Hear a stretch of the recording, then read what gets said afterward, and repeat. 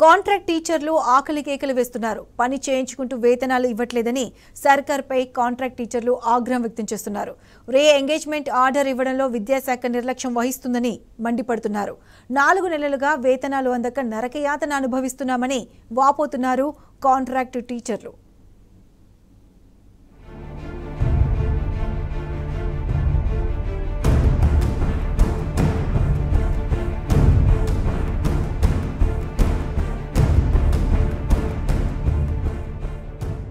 ఒకరోజు జీతం ఆలస్యమైతేనే కంగారు పడే రోజులివి.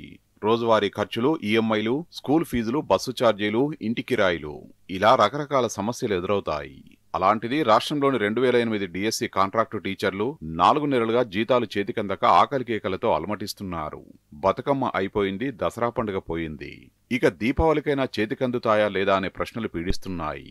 విద్యాశాఖలో పనిచేస్తున్న 1225 మంది కాంట్రాక్టు టీచర్లు వేతనం అందక అవస్థలు పడుతున్న రీ ఎంగేజ్మెంట్ ఆర్డర్ ఇవ్వడంలో విద్యాశాఖ అధికారుల నిర్లక్ష్యం ఫలితంగా ఉపాధ్యాయులు 4 నెలలుగా పస్తులు ఉండాల్సి వస్తున్నది. కొన్ని జిల్లాల్లో అయితే 8 నెలలుగా ₹1 కూడా వేతనం అందని ఉపాధ్యాయులు కూడా ఉన్నారు.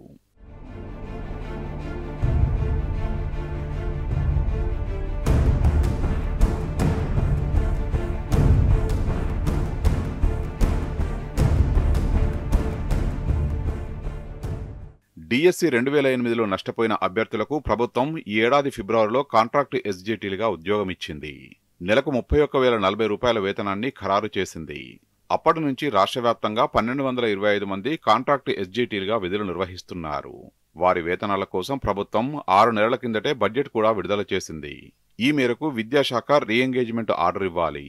ఈ విద్యా సంవత్సరం ప్రారంభమై 4 నెలలు గడుస్తున్నా ఇప్పటి వరకు విద్యాశాఖ అధికారులు రీ ఎంగేజ్మెంట్ ఆర్డర్ ఇవ్వలేదు.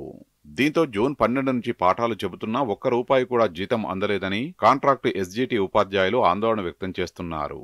వారి కోసం విడుదల చేసిన నిధులు ఎస్టీఓల్లో మూలుగుతుండడం గమనార్హం.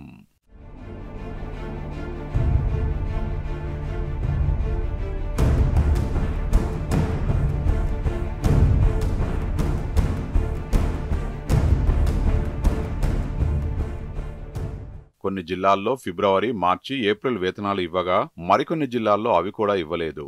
దీంతో దాదాపు సగం మంది ఉపాధ్యాయులకు ఫిబ్రవరి నుంచి జీతాలు అందని దుస్థితి.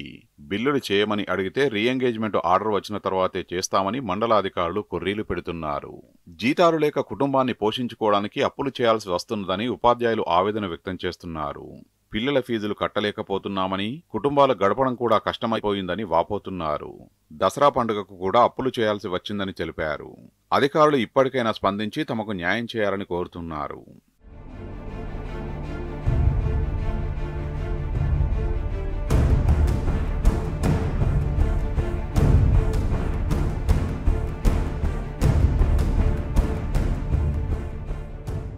ఎస్సీ గురుకుల సొసైటీలో పనిచేస్తున్న రెగ్యులర్ టీచింగ్, నాన్ టీచింగ్ ఉద్యోగుల వేతనాల్ని సత్వరమే చెల్లించాలని Telangana social welfare residential teachers union ప్రభుత్వాన్ని డిమాండ్ చేసింది.